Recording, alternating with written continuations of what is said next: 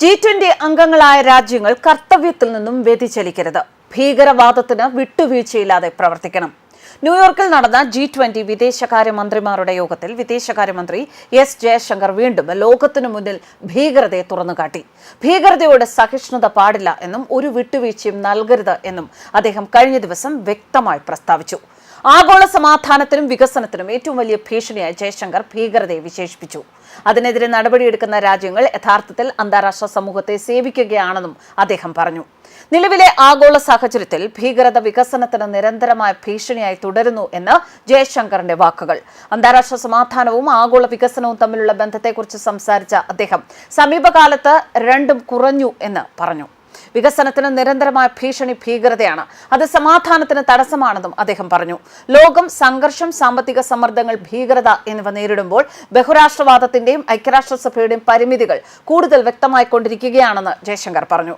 ബഹുരാഷ്ട്രീയ പരിഷ്കരണത്തിന്റെ ആവശ്യകത മുൻപൊരിക്കലും ഇത്ര വലുതായിരുന്നിട്ടില്ല എന്നും അദ്ദേഹം അഭിപ്രായപ്പെട്ടു. രാഷ്ട്രീയമായും സാമ്പത്തികമായും ഇന്നത്തെ അന്താരാഷ്ട്ര സാഹചര്യം അസ്ഥിരമാണെന്നും അദ്ദേഹം കൂട്ടിച്ചേർത്തു. G20 അംഗങ്ങൾ എന്ന നിലയിൽ അതിന്റെ സ്ഥിരത ശക്തിപ്പെടുത്തുന്നതിനും കൂടുതൽ പോസിറ്റീവ് ദിശാബോധം നൽകുന്നതിനും സംഭാഷണത്തിലൂടെയും നയതന്ത്രത്തിലൂടെയും ഭീകരതയെ ശക്തമായി ചെറുക്കുന്നതിനും ഞങ്ങൾക്ക് പ്രത്യേക ഉത്തരവാദിത്തമുണ്ട് എന്ന് ജയശങ്കർ പറഞ്ഞു. ഊർജ്ജവും അവശ്യ വിഭവങ്ങളും അനിശ്ചിതത്വത്തിലാക്കുന്നത് സാമ്പത്തികമായി ദുർബലമായ ഏതൊരു രാജ്യത്തിനും ദോഷകരമാണെന്നും സമാധാനത്തിലേക്കുള്ള പാത കൂടുതൽ ദുഷ്കരമാക്കുമെന്നും അദ്ദേഹം കൂട്ടിച്ചേർത്തു. സാമ്പത്തിക രംഗത്ത് ലോകം നേരിടുന്ന കടുത്ത പ്രതിസന്ധികൾ ചർച്ച ചെയ്ത് പൊതുവായ പരിഹാര വഴിയിലൂടെ നടക്കാൻ രൂപം നൽകിയ 20 രാജ്യങ്ങളുടെ കൂട്ടായ്മയാണ് G20. ഓരോ വർഷവും ഓരോ അംഗരാജ്യങ്ങൾക്ക് അതിന്റെ അധ്യക്ഷ സ്ഥാനം ഊഴമിട്ട് നൽകുന്നു. കൃത്യമായ സംഭാഷണങ്ങളിലൂടെയും നയതന്ത്രത്തിലൂടെയും ഭീകരതയെ ശക്തമായി ചെറുത്തുനിന്നുകൊണ്ടും ഇത് ശക്തമാക്കാം. കൂടാതെ ശക്തമായ ഊർജ്ജ സാമ്പത്തിക സുരക്ഷയുടെ ആവശ്യകതയെ അംഗീകരിച്ചും ഇത് മികച്ചതാക്കാൻ സാധിക്കും. ഉക്രൈനിലും ഗാസയിലും നടന്നുകൊണ്ടിരിക്കുന്ന സംഘർഷങ്ങൾ ഊർജ്ജം, ഭക്ഷണം, വളം എന്നിവയുടെ കാര്യത്തിൽ ദക്ഷിണേഷ്യയ്ക്ക് വലിയ ചിലവുകൾ വരുത്തിവെച്ചിട്ടുണ്ടെന്നും ജയശങ്കർ കൂട്ടിച്ചേർത്തു. കൂടാതെ വികസനത്തിന് ഭീഷണി ഉണ്ടാകുമ്പോൾ സമാധാനം സാധ്യമാകില്ല എന്നും അദ്ദേഹം സൂചിപ്പിച്ചു. വിഷയത്തിൽ ഇരട്ടത്താപ്പ് വ്യക്തമാണെന്നും സാമ്പത്തികമായി ദുർബലമായ സാഹചര്യത്തിൽ ഊർജ്ജവും മറ്റ് അവശ്യ വസ്തുക്കളും കൂടുതൽ അനിശ്ചിതത്വത്തിലാക്കുന്നത് ആരെയും സഹായിക്കില്ല എന്നും ജയശങ്കർ ചൂണ്ടിക്കാട്ടി. ഇത്തരം കാര്യങ്ങൾ സാമ്പത്തികമായി ദുർബലമായ രാജ്യങ്ങൾക്ക് ദോഷകരമാണ്. സമാധാനത്തിലേക്കുള്ള വഴി കൂടുതൽ കഠിനമാക്കുമെന്നും അദ്ദേഹം വ്യക്തമാക്കി.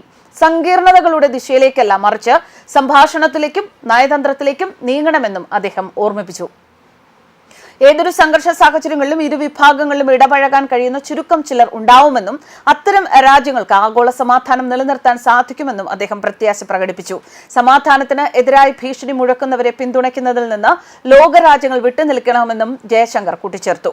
1999 സെപ്റ്റംബർ 26 G20 നിലവിൽ വന്നത്. പേരിൽ 20 എങ്കിലും അതിലധികം രാജ്യങ്ങളുണ്ട്. 19 രാജ്യങ്ങളും യൂറോപ്യൻ യൂണിയനും ചേർന്നതാണ് G20 ഗ്രൂപ്പ്. 1990 കിഴക്കൻ ഏഷ്യൻ സാമ്പത്തിക പ്രതിസന്ധി കാലത്ത് രൂപവൽക്കരിക്കപ്പെട്ട ഈ കൂട്ടായ്മയുടെ പ്രാഥമിക ലക്ഷ്യം ലോക സാമ്പത്തിക മേഖലയെ തകിടം മറിക്കാതിരിക്കുക എന്നതാണ്. ലോകത്തിന്റെ GDP-യുടെ 85%, കച്ചവടത്തിന്റെ 75% കൈയാളുന്നവരാണ് ഈ ഗ്രൂപ്പിലെ അംഗരാജ്യങ്ങളാകുന്നത്.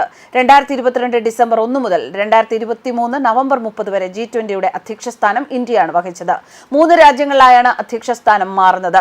ഇന്ത്യയെ കൂടാതെ ഇന്തോനേഷ്യ, ബ്രസീൽ എന്നിവയാണ് അധ്യക്ഷസ്ഥാനമുള്ള മറ്റു രാജ്യങ്ങൾ. ന്യൂസ് ഡെസ്ക് കർമാനൂസ്. ഈ ഓണത്തിന് മൈജിയിൽ മൊബൈൽ ഫോണുകളുടെ മാസ് കളക്ഷൻ, മാസ് വിലക്കുറവ്, സൂപ്പർ EMI ഓപ്ഷനുകൾ, ബ്രാൻഡ് ഓഫറുകൾ, ഇതിലെല്ലാത്തിലും ഉപരി മൈജി സ്പെഷ്യൽ ഓണം ഓഫറുകൾ. മൈജി ഓണം മാസ് ഓണം.